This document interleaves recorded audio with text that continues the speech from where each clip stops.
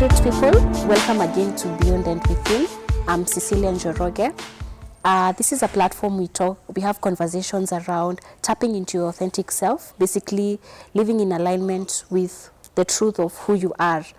And today we're going to talk about a very key topic, which is education background, how it has shaped your thinking. In most cases, you notice that we just go through a system but don't understand the implication it has on our thinking, and we just let things flow. But how we reason, how we judge, how we see ourselves, most of the time is based off the grading system that we've been put in. So when you take yourself back, when you examine your education background, probably went through kindergarten all the way to primary school, high school, whatever system you are in. Are you aware of how that has shaped you, especially in the grading? Were you an A student, a B student, a C student, a D student? Because we've been put in these categories, and most of the time we tend to base our self-worth, our self-esteem, our self-concept of the system off of the categories that we've been put in. And you notice that when you interact with people, you either feel jealous because probably if you were a C student, quote unquote, if you were a C student, when you see someone doing well, or when you look at certain careers, you self-sabotage because you've been conditioned in your thinking to see yourself as a C student, to live that C life.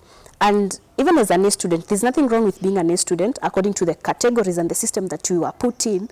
But in most cases, you might have a tendency to look down on people or judge people, and you can be arrogant, you can have pride, and this can really interfere with your interpersonal relationship and how you view the world. So do you really define yourself based on grades?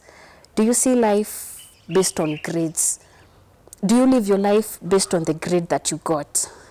And do you want to come out of that grading system and be authentic in yourself and see yourself as who you are? And there's something important. All of us are important and we are equal, but we have different capabilities. There's one who will do very well in academics. There's one who will do very well in arts. There's one who will do very well in an area that may not have a grading system. But most of the time you find out of the conditioning from the society, right when we started from the age of 3 years or 4 years, when we started our schooling, we got conditioned into thinking that way. And this really has affected me because in primary school, I was an A student, and I used to judge people based on their capabilities in the academic world, and this affected my interpersonal relationship. But when I went to campus, I just knew like these things didn't apply. And even when I went through high school, I didn't come out as an A student, and I came as a B student, and this affected my self-esteem. And I didn't know how to relate because I had a certain expectation of people with B student reason like this and do things like this. And it made my self-esteem be that of, quote unquote, a B student. But that's not your real, that was not my real me.